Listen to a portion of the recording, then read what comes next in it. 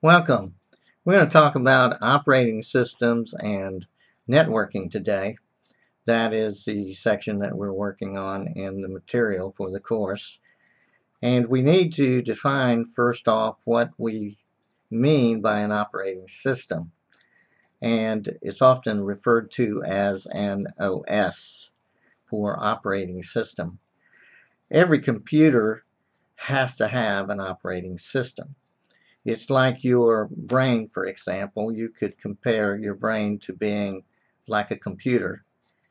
And yet you have to have blood, which supplies the oxygen to the brain so that the brain will be able to work correctly in doing all of the things that a brain does, which processes images, processes sensations, and smells, and helps me to talk, and helps you and I to move, and also to do thousands, hundreds of thousands of other things. The same thing with an operating system. The operating system itself is really a program. It's a software program that's been worked on by hundreds and hundreds of programmers. And there are millions and millions of lines of code that form the programming code for the operating system. The operating system is like the commander for the computer.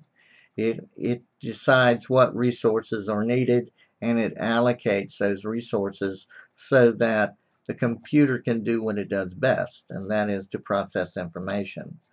So whenever you turn on a program, an application like Microsoft Office, Word, or Excel, or PowerPoint, you are really also engaging the operating system, because the operating system has to provide all of the information needed for Microsoft Word to operate, as well as Excel and PowerPoint. So it provides the memory. Not only does it provide the programming code, which is also millions of lines of code for Microsoft Word, and I think at one time it was 40 million lines of code. Now it's probably much more than that, with newer versions of Word and newer versions of Excel and PowerPoint and other Microsoft products like OneNote, for example, another kind of application to use. And anyways, when you turn the application on, the operating system gets the programming code for Microsoft Word, for example, and provides it to the computer so that it can set up the interface for you to use, so you can type a letter, so you can do a document of some sort, a report or whatever, and you are focused on using the application to accomplish the task that you have in front of you to get done. Whereas the operating system is providing things like memory to the application so that the application is able to do its job as well. Now, try to keep in mind that operating systems also need to be what we call multitasked. We can talk about different ideas and elements connected to this, like multi-threading and how that supports multitasking. But I just really want to focus on multitasking and make it very simple for you, in the sense that you can use more than one application at the same time on your computer. The problem with that is that your machine has only so much memory. And memory is quite expensive, really, when you start to think about it, to provide enough memory so that the applications have enough memory to do what you're doing with the application. So an operating system has to create, not only use available memory that's maybe on the hard drive and also in RAM, which is random access memory. It also has to provide what's called virtual memory. And it has to fool, if you will, or give the application the impression that it has all of this memory to work with. And that way you can do a letter, and you can do an Excel spreadsheet, and you can also do a PowerPoint presentation right on the machine in front of you without having to close one down and open another one before you can use it. So that's multitasking.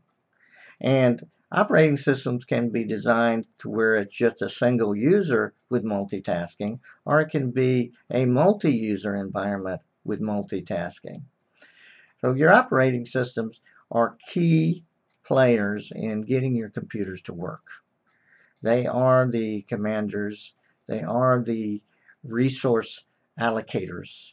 And we refer to the operating system as being at the kernel level, and that's Kernal, kernel. And I think I spelled it right. You'll find that sounds like colonel, like in the military, but this is kernel at the kernel level in the computer. And here you have many things running in the background, like processing that has to do with, say, printer drivers, for example. You have your drivers that actually drive the printer, and they are handled by the operating system. There's also something called daemons. That's Daemons. They run in the background as well. So the operating system is doing a lot of things that you and I just can't see either, and it's invisible in a sense, and yet it's very, very important to the capable operation of your computer. Now, Microsoft, of course, is the most well-known operating system in the world. It's called Windows. And the Windows environment has developed over the years. It started way back with Windows 1.0 or 1.x. And then it became 2.0, 3.0, and its subsequent versions. So you could always say 1.x, 2.x, 3.x. Then it got to Windows 95. And there was no security on Windows 95. And then it went up to Windows 98. Windows 98 had a login screen with a password, user ID and a password, but still there was no security. You could bypass it. And then you had Windows 98 Special Edition. And then we got into what we have more or less current today, because we had the development of new file systems at that point. Because all of the Windows operating systems up through 98 and its Special Edition was based on FAT, primarily based on FAT. FAT, that's File Allocation Table. And they switched to a new file system called NTFS, New Technology File System, which enabled Microsoft to create Windows 2000 and to create what we even have today, Windows 7, which is the latest version at the time of me doing this video. We've had everything in between, Windows 2000, all the different editions of that for business and home use, enterprise use, right up through XP and Vista, and then, of course, where we are today with Windows 7. So that's the most well-known proprietary operating system, which is the Windows environment. And we have server editions and enterprise editions for all of those currently today. The most, probably the one that you've heard about the most is that's not Windows, is Linux. And we have Linux and Unix, its big brother. Linux was created from a person who was working on his doctorate in Unix, and he went home on the weekends. Linus Torvalds went home on the weekends and created a baby Unix called Linux. And this became what we call, or know as today, as open source software. And so we have an open source operating system known as Linux and Unix versions as well that are out there on the internet. They're becoming more and more popular as time goes on, because you have a lot of control over the Unix system and the Linux system based on the fact that you have all these commands and these strings of commands, these scripts that you can write, and really manage the operating system at a level that you can't do with Windows. We probably will spend a little time talking more and more about Linux as we go along, as I find places to bring in this operating system, because you're going to run into it. You're going to see that you're going to have a choice someday between Windows environment on your laptop or a Linux environment, or you're going to have both operating systems on the same PC, on the same laptop for you to use. So this is a new world for many people, and I invite you to spend some time looking up Linux and dabbling with Linux, maybe going to bookstores and getting some books on Linux or magazines, and even downloading the software. What you've got to do is to partition your um, operating system so that you can have two operating systems on it, and they have software to do that with. So you might look into that. Um, and you might want to spend some time with that. Linux is easier to learn than Unix. Unix is for the mainframe environment, for large computing capacities, for banks, for finance operations, where there's millions of transactions going on at the same time. So it's really not for your desktop or your laptop. But Linux is. And you can even get Linux on a CD, and you can run it off of the CD without putting it on your machine. So you can spend some time with that. So that's another operating system.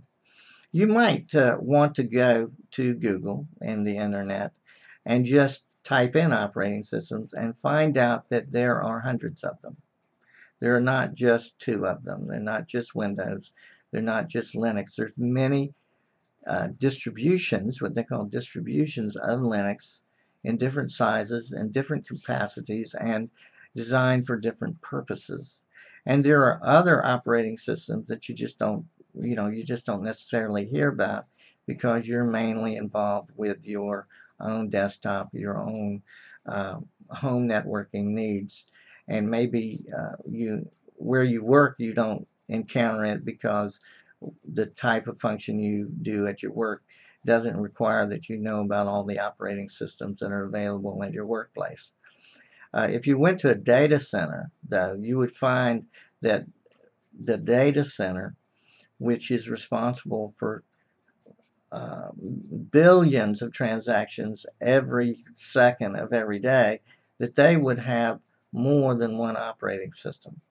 They would have many different types of operating systems for different types of purposes on their machines, because they are a data center. They're handling emails by the millions by the minute. They're handling transactions by the millions by the minute. They're like a big stock exchange, only even bigger, huge. And speed is of the essence, and storage is of the essence. And they need to have operating systems that can handle and function very well in different environments with different requirements for their clients. So that's why they have lots of different operating systems other than just Windows and Linux or Unix, primarily Unix. Unix comes in different flavors too. So there's different types of operating systems within the Unix environment, but they're all similar. They're just different flavors. And again, we will try to come back to some of this and bring you up to speed on what it means to have these other operating systems. Now, networking is in two forms, LANs and WANs most of the time. We do have something called MANs and PANs. So a LAN is LAN, that's a local area network, and that's what you have at your home, or you have in a small business, or in one floor of a business. It is just referred to as a local area network, a LAN.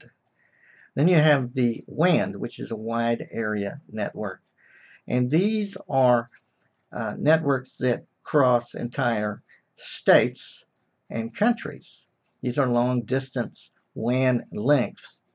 And this is what we have with the internet, from city to city and country to country. We have a lot of WAN links, wide area networking. These include satellite uplinks and downlinks, as well as backbone networks to make connectivity between large cities. And a lot of times a city will have what is known as a sonnet, a SONET, a sonic link, or rings, I should say, not links, but rings around the city, so that it can connect into these WAN links that travel for hundreds of miles, generally speaking. So networking falls into different types of networks and how they are laid out. We will get into MANs, which are metropolitan area networks. Those are the networks within a city. And we will also get into PANs, which are personal area networks, which is probably what you have with a digital assistant, for example, one of those PDAs, or what you have with, say, your cell phone. These are something that's like you've heard of Bluetooth, and we're going to get into some of those as time goes on. So be a little bit patient with those things. So I hope you've got a grasp of what an operating system is and how it is part of the computing environment inside the machine to help the machine do all the things it does with the applications that are available. They're loaded onto the hard drive, and there are applications available for you to use, but you have to have an operating system to make them work. And then also, I hope you have a little bit of grasp of networking, and as we go further into the course, we will get into more details about it. Thanks for your attention again. Talk to you soon.